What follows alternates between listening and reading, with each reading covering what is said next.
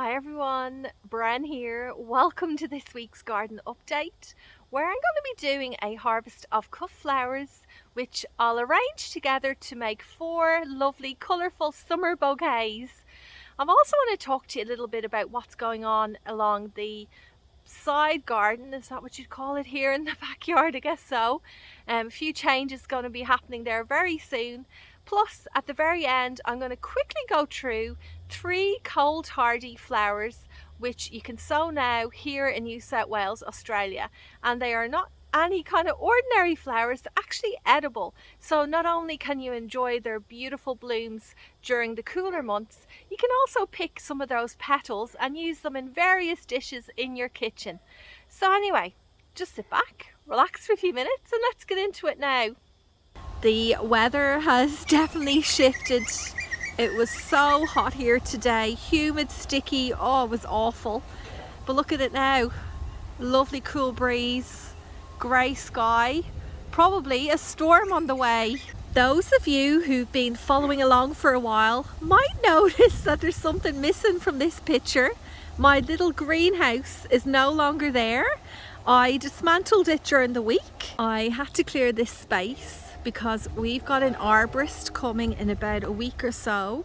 He needed access to this side part of our garden because there are some trees that he is going to be removing. The first one is this, a privet, a noxious weed. There was actually a magnolia there and the privet took over. I mean, I try and prune the privets, but oh, they grow so fast. Anyway, I'm really happy to be able to get this removed, and hopefully it'll be removed before any of those berries form. Taking a closer look, you can see that the berries are beginning to form, and this is where the problem lies because the birds love these. They eat them, fly around the area, and then as they go to the toilet, they release these little seeds in different spots and they germinate really easily. The second tree to be removed is this one, an Australian native called Grevillea robusta. If you remember, about 1.5 years ago we had a really bad storm here and this tree got quite badly damaged. You can see even here in this section there's a lot of branches that got snapped off. So even though it does look quite green, a lot of that is just shoots coming out along the branches. It's not very healthy. So this one is going to need to go too. There's even more trees here that are dead or dying. This one needs to be taken. I can't even remember what that was. And then this was the magnolia tree that was also damaged. Well, it was affected by that drought we had back in 2019.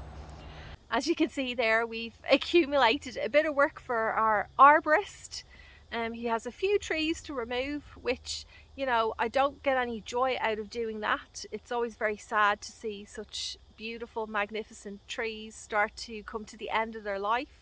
However, I am planning on replacing them, maybe with some Australian natives or even some beautiful fruit trees that not only will benefit the wildlife out here, but I'll be able to harvest some crops from them and enjoy them with my family.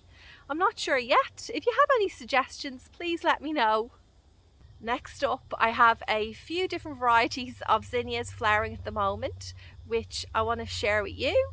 And then after that, I'll make a start on that flower harvest for the bouquets. Luminosa pink zinnia.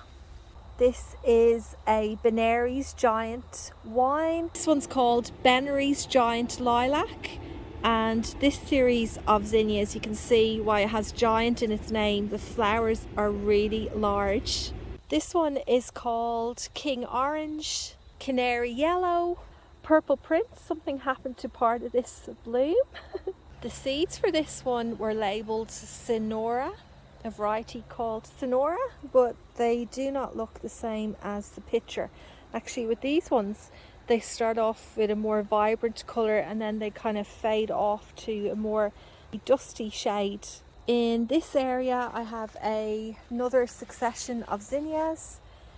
Here I have some Benary's Giant White. I have a few different lily pup blooms, which are much smaller. This one's a lovely yellow colour.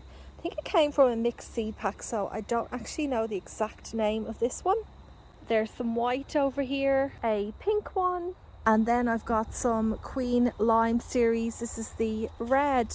So here are the flowers that I've picked so far. Most of the blooms in this bucket have come from the front garden.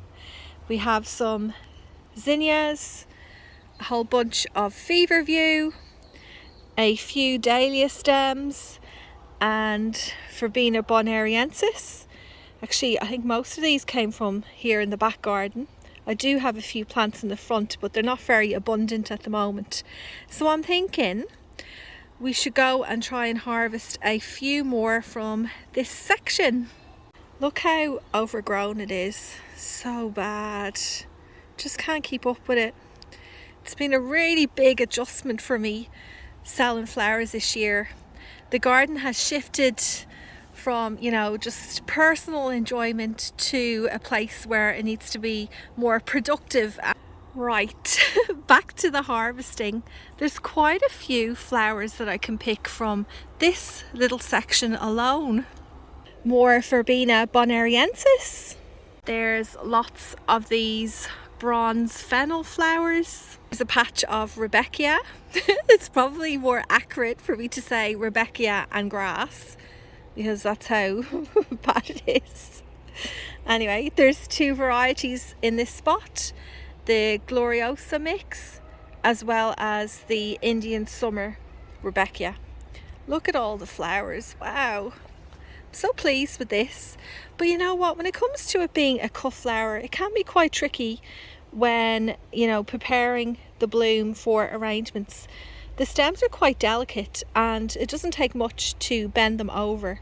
So although it's quite an abundant plant producing a lot of blooms, it still is a little bit tricky, in my opinion, to work with for arrangements, and I do tend to lose quite a lot in that process. I've got some statice, not much at the moment.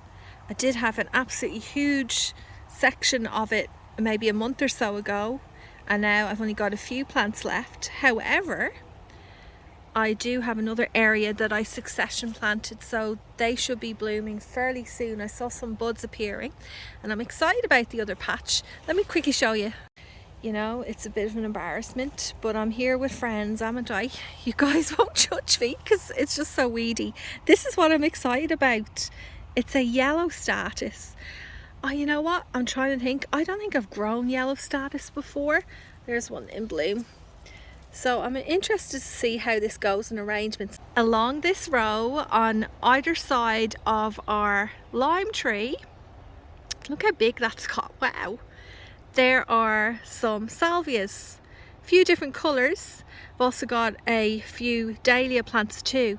There's Sugartown Rush. There are a few that I won't be able to use because they have quite a bit of petal damage, but there are also a number of them which are perfectly good to put into arrangements. Purple cactus dahlias. There's lots of spiky white ones called Dahlia My Love. Then as far as the rest of the garden's concerned, there are heaps of dahlia flowers all about the place. This one here, I'll have to check my notes. If I'm wrong, I'll put a message up on the screen. I think this one's called Hedgehog. And then here, Cinderella. How gorgeous. Look at that one. Oh my goodness. Got the pink in there. Oh, I kind of don't want to cut this, but you know, I have to put the business first, and that would look really nice with some of those other dahlias I just showed you. Maybe I'll do another kind of whitey, creamy pink arrangement for this week. Something else I might add in this week to the bouquets are these lovely little yellow button flowers belonging to the tansy plant, which is a herb. And then I've also got quite a lot of these, which are the spider flowers. Look who's come over to join us, the two girls. Are you eating the grass seeds? There's Snowflake down there. Hey, you gonna help us pick some flowers? Before I get stuck into harvesting all of the zinnias, I wanted to share a couple of tips with you in case you haven't grown them before and not quite sure when to harvest them and how to harvest them. Well, you want to harvest them when they have a nice, strong, sturdy stem. So this is actually the wiggle test that you do here. See the way it's not flopping around? That's what you want. But with some that aren't quite ready, they do tend to flop a bit like this one. Do you see how it's kind of wriggling around? I have shared this before in my videos, but I just wanted to go through that again.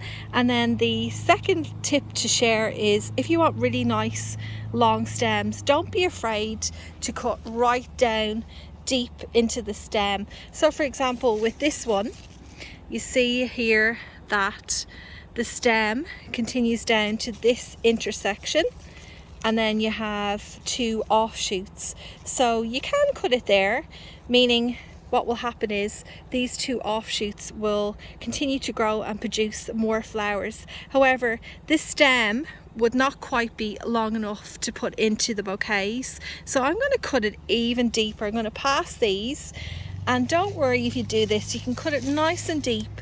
And what I find happens most of the time is you will still get a couple of side shoots coming out. They just might take a little bit longer than the two that have already developed. I got a few more to add to the collection. Really nice long stems as well. I just need to clean them up before I put them in the bucket.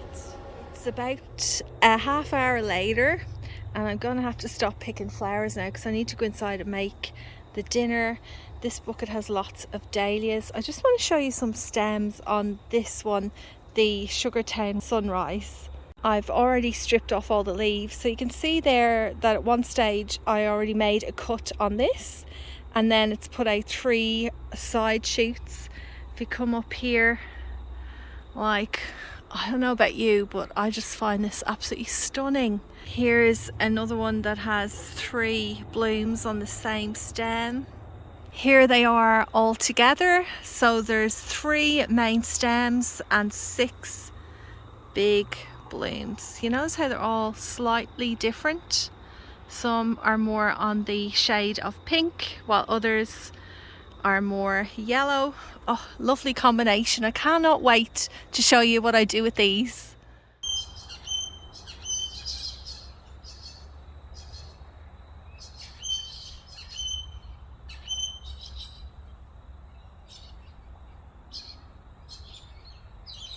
In my hands here I have 3 packets of seeds, each of which are edible flowers. So a really well-known one are pansies.